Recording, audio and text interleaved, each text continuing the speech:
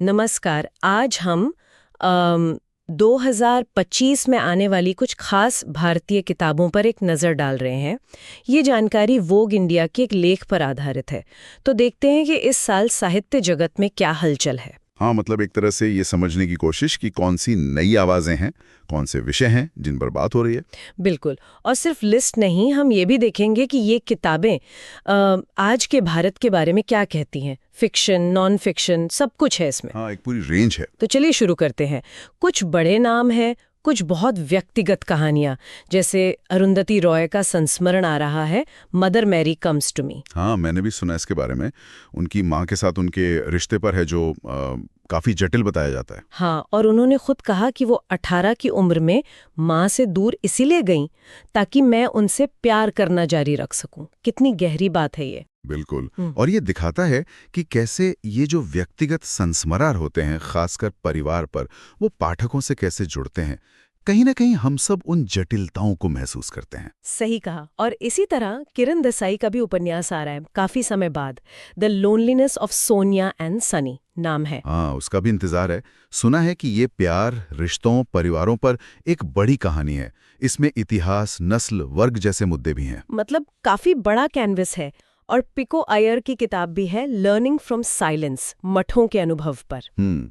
तो व्यक्तिगत अनुभवों से लेकर आध्यात्मिक खोज तक। और इतिहास पर भी इस साल काफी फोकस लग रहा है।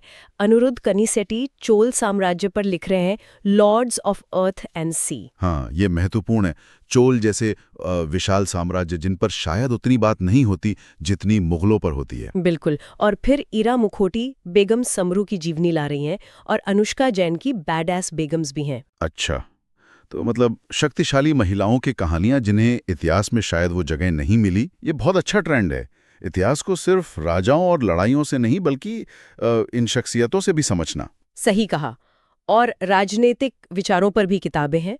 प्रताप भानु मेहता के निबंधों का संग्रह है, the true land of promise. और शशि थरूर की भी है भारतीय संविधान पर, the constitution of India, a short history. ये भी काफी सामयिक विषय हैं दोनों। हाँ, विविधता की बात करें तो वो भी खूब दिख रही है। महक जमाल की किताब है, लोल कश्मीर, जिसमें कश्मीर के आम लोगों की सच्ची कहानियां हैं। ये बहुत जरूरी है, जमीनी हकीकत, लोगों की अपनी आवाज में। और काजिम अली का संपादन है, on the brink of belief, दक्षिण एशिया से क्वियर लेखन का संकलन। हाँ, ये भी एक अहम पहल है, उन आवाजों को मंच देना जो अक्सर हाशिए पर होती हैं। साहित्य का ये एक बड़ा काम है। बिल्कुल। और पेरुमल मुरुगन भी लिख रहे हैं, स्टूडेंट्स एच्ड इन मेमोरी, छोटे शहर के छात्रों के जीवन पर। अच्छा, मतलब अलग अलग तबकों, अलग अलग अनुभवों को समेटने की कोशिश दिख रही है। उर्दू शायरी का संकलन भी है और शहरों पर कविताओं का भी। हाँ, अल्फाज की महफिल और the Penguin book of poems on the Indian city. और प्रकृति पर भी ध्यान है।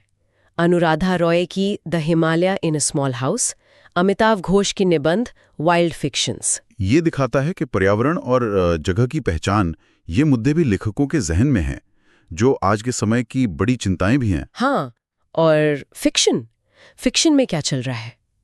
जीत थाइल का उपन्यास है, द एल्सवेरोन्स। और संजना साथियान की गॉडेस कॉम्प्लेक्स, रीवा राजदान की डेथ ऑफ अ जेंटलमैन, जिस्सा जोस की मुद्रिता, गीतांजलि श्री की लघु कथाएं। हाँ, वंस एलिफेंट्स लिव्ड हियर, और मीरा गणपति की हाउ टू फॉरगेट। काफी रेंज है फिक्शन में भी। बिल्कुल, समकालीन जीवन, पहचान, रिश्ते, शायद थोड़ी जादू यथार्थवाद की झलक भी मिले कहीं। और हाँ, व्यवहारिक विषयों पर भी कुछ है। रुजुता दिवेकर की डाइट पर किताब है, द कॉमन सेंस डाइट। अच्छा, और मेहर मिर्जा की मुंबई के खान पान के इतिहास पर, बॉम्बे डक, ये भी दिलचस्प है। तो कुल मिलाकर देखें, 2025 भारतीय साहित्य के लिए एक बहुत ही रोमांचक साल लग रहा है। विविधता बहुत है। हाँ, व्यक्तिगत कहानियों से लेकर इतिहास की गहरी पड़ताल, सामाजिक मुद्दे, कविता, फिक्शन, पढ़ने के लिए बहुत कुछ है। सही में। और यहाँ एक सवाल मन में आता है, ये जो इतनी तरह की कहानियां आ रही हैं, संस्मरण, इतिहास, हाशिए की आवाजें, कविता, कथाएं, ये सब मिलकर आज के भारत की हमारी समझ को कैसे बना रही हैं?